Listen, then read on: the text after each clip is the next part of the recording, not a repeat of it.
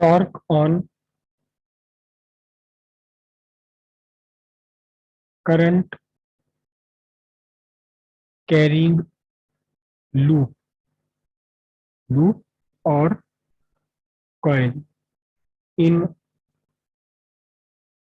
uniform magnetic field. Uniform magnetic field में किसी भी करंट कैरिंग कॉइल या लूप पर कितना टॉर्क लगता है। टॉर्क मतलब टर्निंग एक्शन, टर्निंग फोर्स जो घुमा दे। हम्म तो दो डायग्राम इसके लिए बनाने हैं और ऊपर नीचे बनाने हैं। ठीक है, पहले एक डायग्राम, फिर उसी के नीचे दूसरे डायग्राम से काम करेंगे। ये आपकी एक करंट कैरिंग कॉइल है, ये करंट कैरिंग लूप है पूरा आपका। ठीक है, ये करंट कैरिंग लूप है, राइट। अगर मैं इसको ऐसे लेता हूं तो कैमरा फ्रेम के बाहर निकल रहा है।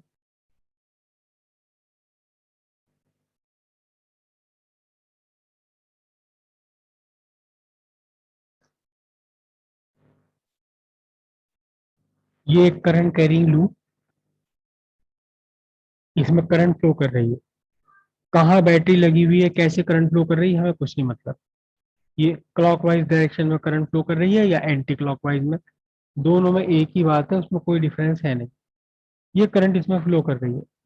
ठीक है, करंट का मैग्नीट्यूड है आई, और यहाँ जिस रीजन में ये रखी हुई है एक मैग्नेटिक फील्ड है यहाँ, इस डायरेक्शन में। ये this is the direction of magnetic field. ठीक है, फिलहाल मैं मैग्नेटिक फील्ड लाइंस ड्रॉ नहीं कर रहा क्योंकि डायग्राम बहुत ज़्यादा कंजेस्टेड हो जाएगा। तो फिलहाल डायग्राम में हम मैग्नेटिक फील्ड याद रखिए कहाँ से कहाँ है, लेफ्ट साइड से राइट साइड की तरफ को ये मैग्नेटिक फील्ड की डायरेक्शन मैंने बना रखी है। ठीक है, दो तीन जगह ड्रॉ करेंगे मैग्नेटिक फील्ड, पूरा के पूरी मैग्नेटिक फील्ड लाइंस ड्रॉ नहीं करते। करेक्ट। अभी देखो ध्यान से, अभी आप ध्यान से देखिएगा, इसमें हम दो दो टर्म्स यूज करेंगे। अभी देखिए ध्यान से, ये मैग्नेटिक फील्ड लाइंस है और ये आपकी कॉइल है। The plane of coil is is parallel to magnetic field vector. Plane of coil is parallel to magnetic field vector. और अगर मैं इसको ऐसे खड़ा कर दूं, इसे कॉइल को यहाँ, तो अब ये जो कॉइल है, this plane of coil is perpendicular to magnetic field vector. Plane of coil perpendicular to magnetic field vector, और यहाँ ऐसे रखा है तो plane of coil is parallel to magnetic field vector. इतनी बात समझ आई या नहीं? Raise your hands. Plane of coil is in the direction of magnetic field vector. Plane of coil is perpendicular to the magnetic field vector. ठीक है, ये बात समझ गए। अब हमें जो डायग्राम ड्रॉ करना है वो ना तो यहाँ ड्रॉ करना है, coil in the plane of magnetic field vector, और ना ये डायग्राम ड्रॉ करना है। हम इस पोजीशन पर ड्रॉ करेंगे ये, when the plane of coil is inclined to magnetic field vector। ना तो बिल्कुल परपेंडिकुलर है और ना बिल्कुल पैरेलल है, इंक्लाइंड है ये रही। समझ रहे हो, इंक्लाइंड है, इस तरह से इंक्लाइंड कंडीशन में हमने बनाना है, राइट। अब छोटी सी बात और समझिएगा ध्यान से, in this condition, in this condition the coil, plane of coil is parallel to magnetic field vector. लेकिन अगर मैं इस प्लेन ऑफ कॉइल पर, इस प्लेन ऑफ कॉइल पर एक कॉइल पर परपेंडिकुलर ड्रॉ करूं, तो ये परपेंडिकुलर बनेगा। ये जो मैंने पेन लगा दिया, पेन की रिफिल लगा दी, this is the perpendicular, this is the perpendicular on the plane of coil, this is the perpendicular on the plane of coil. तो आप मुझे बताइए कि अब what is the angle between perpendicular drawn on the plane of coil and magnetic field vector. फिर से question समझिए, what is the angle between perpendicular drawn on the plane of coil and magnetic field vector? Answer 90 degree. 90 degree है। Okay 90 degree 90 degree. है ना। तो इस बात में कंफ्यूज मत होना, क्योंकि बच्चा, फिर मैं वही पुराने वाले बच्चे की बात दोहराऊंगा, सर मुझे यूं ही समझ में आता, अभी तो आप कह रहे थे पैरेलल है, अभी कह रहे हो परपेंडिकुलर है। मुझे यूं ही समझ में आता आप क्या कह रहे हो। क्या पैरेलल है क्या परपेंडिकुलर है, बताइए आप मुझे, क्या पैरेलल है और क्या परपेंडिकुलर है मैग्नेटिक फील्ड के। Sir plane of coil magnetic is field के पैरेलल वो plane of plane wheel of parallel है। टू मैग्नेटिक फील्ड ठीक है, और आप समझ plane of coil is perpendicular to the magnetic field. ठीक है। सर हाँ बोलिए। मैं ये है कि ये लूप है, लूप में करंट चल रही है, तो सर हाँ, एक ही तो केस हो सकता है कि लूप में से करंट पार हो रही हो या होने बस में से निकल ही तो सकती है मैग्नेटिक फील्ड। बस एक यही तो केस हो सकता है सर, पैरेलल वाला कैसे हो सकता है? लूप है, इस लूप के अंदर करंट फ्लो कर रही है, ठीक है, करंट फ्लो कर रही है। अब मैग्नेटिक फील्ड से क्या, क्या कहना चाह रहे हो आप, मैग्नेटिक फील्ड से क्या कहना चाह रहे हैं। लूप है, लूप में करंट फ्लो कर रही है, लेकिन इसका तो मैग्नेटिक फील्ड इसमें से, हाँ यस, मैग्नेटिक फील्ड इसमें से निकलेगी ना, पार होएगी सर। मैग्नेटिक तो फील्ड सर लाइन पैरेलल वाला कैसे ले रहे हो सर आप? अभी उसे छोड़ दो आप, मैग्नेटिक फील्ड लाइन इसमें से पास हो रही है या नहीं हो रही वो छोड़ दो अभी आप कंडीशन। देखिए ध्यान से, अभी बहुत ध्यान से समझना, मैं दो सेंटेंसेस बोल रहा हूँ, देखने में दोनों आपको उल्टे लगेंगे, दोनों में उल्टे लगेंगे, वही बात कि सर मुझे यूं समझ में आता है आप क्या बता रहे हो, कभी कह रहे हो पैरेलल कभी कह रहे हो परपेंडिकुलर। देखिए अब मैं कह रहा हूँ क्या, the plane of coil is parallel to magnetic field vector. First statement मैंने बोला क्या, the plane of coil is parallel to magnetic field vector. Second statement बोल रहा हूँ, the normal drawn on the plane of coil is perpendicular to magnetic field. The normal drawn on the plane of coil is perpendicular to magnetic field. ये मेरे हाथ में जो pen पकड़ा हुआ है, मैंने रिफिल पकड़ी हुई, this is a normal, normal drawn on plane of coil, plane of coil पर आपने नॉर्मल ड्रॉ किया हुआ है। The normal drawn on the plane of coil is perpendicular to magnetic field. और जब मैं दूसरा केस ये लूंगा, ये वाला, the plane of coil is perpendicular to magnetic field, but the normal drawn on the plane of coil is parallel to magnetic field। यहाँ इस कंडीशन में एक चीज पैरेलल है और दूसरा परपेंडिकुलर है। परपेंडिकुलर क्या है, प्लेन ऑफ कॉइल, पैरेलल क्या है, normal drawn on the plane of coil. यहाँ प्लेन ऑफ कॉइल पैरेलल है, तो normal drawn on the plane of coil is perpendicular to magnetic field vector. दोनों बातें हैं, दोनों में हम पैरेलल भी हैं, दोनों में ही हम परपेंडिकुलर है, लेकिन कौन पैरेलल है कौन परपेंडिकुलर है ये आपको ध्यान रखना पड़ेगा। तो अब जो हम कंडीशन बना रहे हैं, अब हम ना तो ये कंडीशन ले रहे ना ये कंडीशन ले, ना ये वाली ले रहे, अब हम कौन सी कंडीशन ले रहे हैं, ये कंडीशन ले रहे हैं। इस कंडीशन में मैंने बनाया किसे, मैंने इसे बनाया, इस कंडीशन में बनाया मैग्नेटिक फील्ड के साथ में एक सर्टेन एंगल ड्रॉ किया हुआ है किसने, प्लेन ऑफ कॉइल ने। ठीक है जी। तो सबसे पहले मैं एक्सिस ऑफ कॉइल ड्रॉ कर रहा हूं, this is the axis of coil.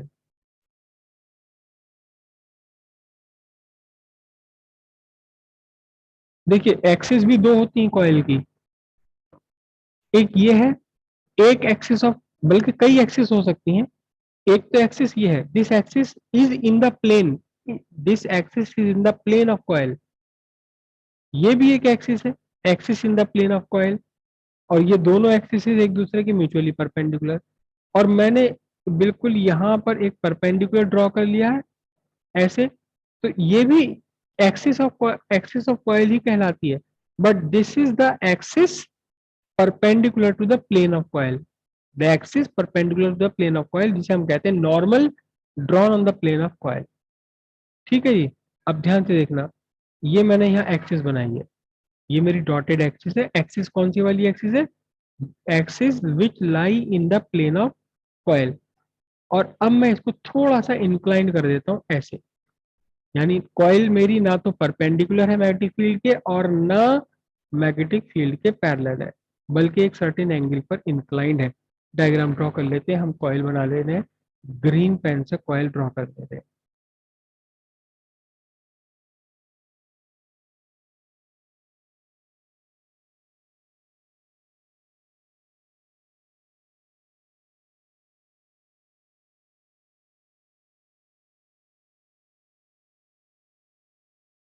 ये मैंने कॉइल बना ली, रेक्टेंगुलर नहीं बनी मुझसे, ये और ये आपस में पैरेलल है साइड से, हालांकि मुझसे पैरेलल नहीं बन पाई है, ये पैरेलल है। ठीक है, दूसरा डायग्राम बना दूं, जरा सा 2 मिनट का लालच ना करूं। ये मैंने एक्सिस ऑफ कॉइल ड्रॉ की है। कौन सी एक्सिस है? This is the axis lying in the plane of coil. ठीक है, ये मैंने बनाई कॉइल, ये लाइन मैंने यहाँ ड्रॉ करी, तो इसके पैरेलल लाइन मैं यहाँ ड्रॉ कर दूंगा। चलो, अब काफी हद तक सही बन गई है। ठीक है, अब मैग्नेटिक फील्ड वेक्टर ड्रॉ कर रहा हूँ, देखो। This is the direction of magnetic field vector, B vector. This is the direction of magnetic field vector, this is B vector. और यहाँ भी ड्रॉ कर लेता हूँ, this is the direction of magnetic field vector, this is B vector. चारों ही arms के mid point पर मैंने मैग्नेटिक फील्ड वेक्टर ड्रॉ कर दिया। इस आर्म का मिड पॉइंट ये, इस आर्म का मिड पॉइंट ये, इस आर्म का मिड पॉइंट ये, इस वाले आर्म का मिड पॉइंट ये। चारों ही आर्म के मिड पॉइंट पर मैंने मैग्नेटिक फील्ड वेक्टर ड्रॉ कर दिया। ठीक है, the plane of coil the plane of coil makes an angle theta with the magnetic field vector. Magnetic field vector और प्लेन ऑफ कॉइल के बीच का एंगल है थीटा। कौन सा एंगल है? देखो, ये मेरा मैग्नेटिक फील्ड है और ये मैंने इंक्लाइंड ऐसे रखी हुई कॉइल, ये रही ऐसे इंक्लाइंड रखा हुआ प्लेन। ठीक है, तो यहाँ यहाँ से ये आपका मैग्नेटिक फील्ड और ये प्लेन, इन दोनों के बीच का एंगल, प्लेन ऑफ कॉइल और मैग्नेटिक फील्ड वेक्टर के बीच का एंगल है यहाँ यहाँ कितना? थीटा। करंट का फ्लो है इसमें आई। अभी रुक जाओ जरा, मैं आई की वैल्यू पहले देख लूं।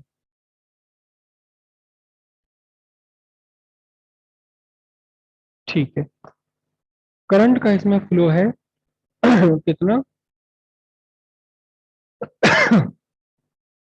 आई।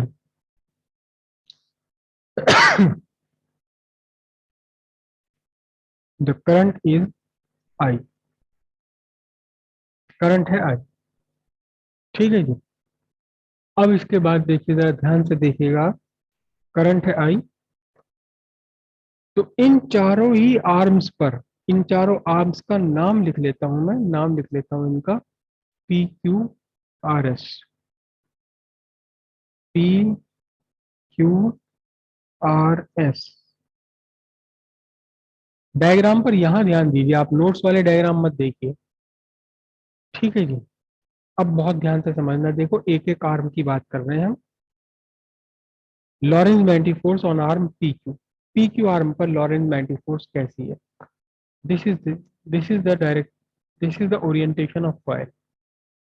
अब पी से क्यू की तरफ है current, correct?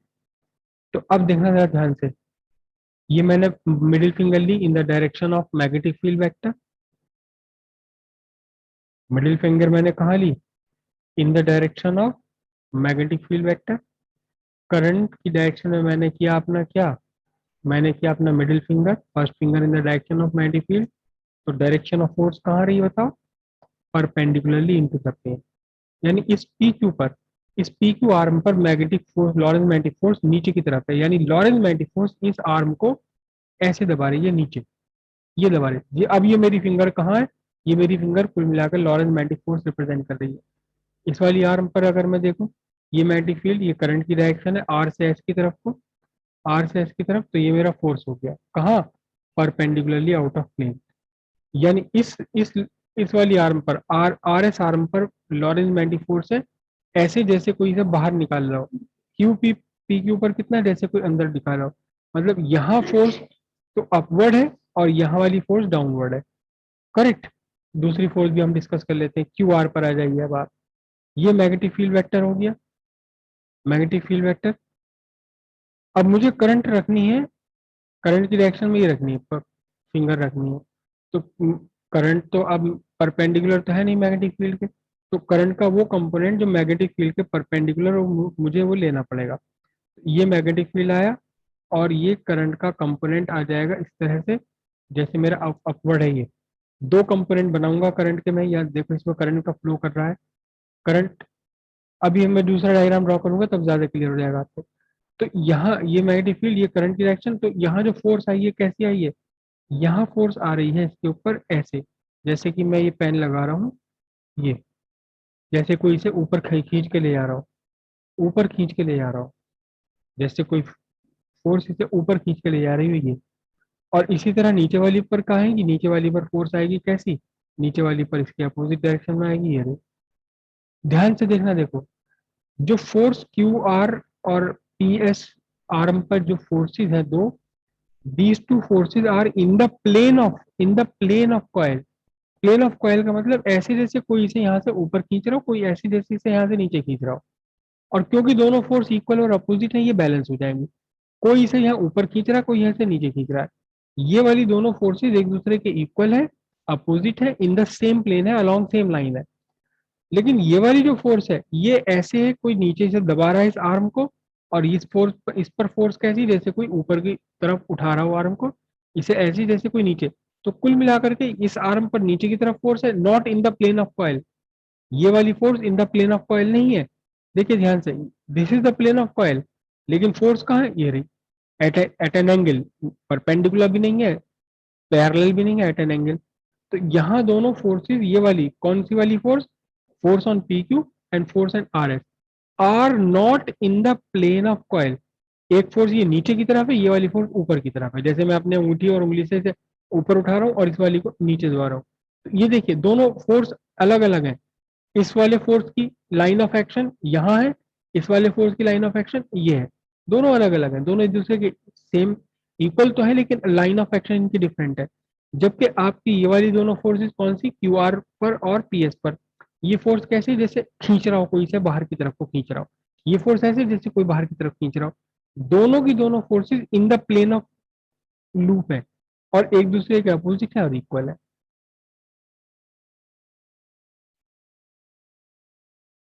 Force on P Q, मैं इसको लिख रहा हूँ F1, दिस इज F1। हम बना नहीं सकते इसे, लेकिन जुगाड़बाजी से कर रहे हैं।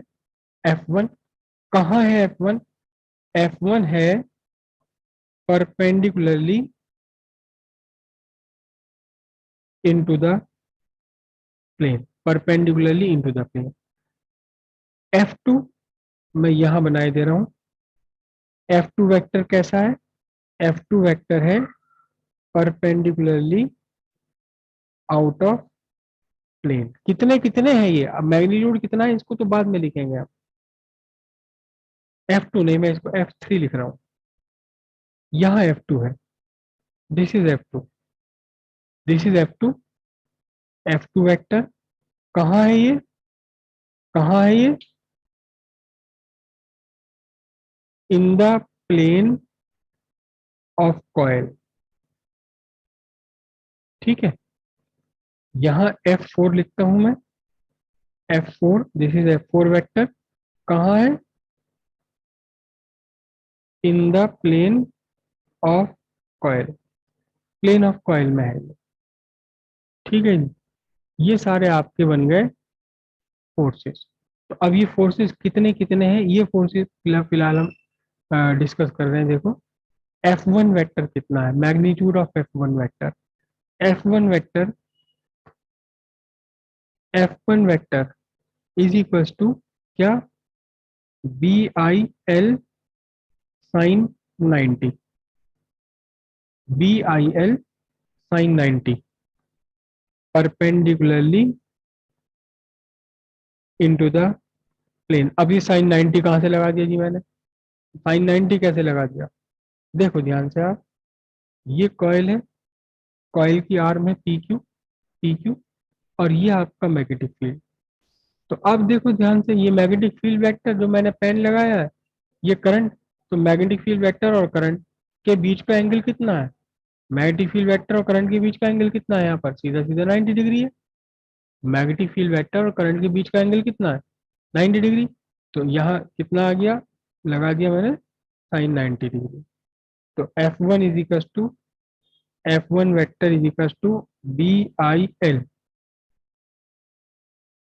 Perpendicularly into the plane. अच्छा, L क्या है चीज है? L क्या है? L is the length of PQ। ठीक है, तो मैं अबे ये तो सारी मुसीबत कर दी मैंने। इसके नीचे तो मुझे डायग्राम बनाना था, मैंने लिख दिया। चलो कोई बात नहीं, यहाँ स्पेस है, इसको यहाँ बना दूंगा डायग्राम को। तो L क्या है? L is the length of PQ। L L is the length of PQ। और इसी तरह जो QR है, QR की लेंथ हम ले रहे हैं, QR की लेंथ हम ले रहे हैं B, लेंथ इनटू ब्रेथ। ये लेंथ है कॉइल की और ये ब्रेथ है कॉइल की। ठीक है, तो ये मैं स्पेस छोड़ देता हूँ, यहाँ मुझे डायग्राम बनाना है इसके नीचे। तो F1 वेक्टर और F2 वेक्टर दोनों का ही मैग्नीट्यूड कितना होगा? BIL। F1 होगा perpendicularly into the plane, F2 होगा परपेंडिकुलरली आउट ऑफ प्लेन। तो यहाँ से मैं लिखूं क्या? F1 vector equals BIL perpendicularly into the plane. F2 vector equals BIL, और ये क्या बनेगा? Perpendicularly out of plane, perpendicularly out of plane. ठीक है। इसी तरह से F2 वेक्टर, F3 है सॉरी, ये F2 वेक्टर कौन सा वाला होगा? F2 वेक्टर ये है। तो इसमें लेंथ आप कितनी लोगे? B लोगे। ठीक है, ये बनेगा आपका BI, और लेंथ कितना है इसका? B। साइन 90 का साइन 90 नहीं रहेगा, बल्कि साइन थीटा आ जाएगा यहाँ पर हमारा, क्योंकि यहाँ 90 डिग्री नहीं है करंट I और मैग्नेटिक फील्ड के बीच में। कैसा होगा? Outwards, outwards in the plane. ठीक है, ये रहा आउटवर्ड्स है in the plane of coil है।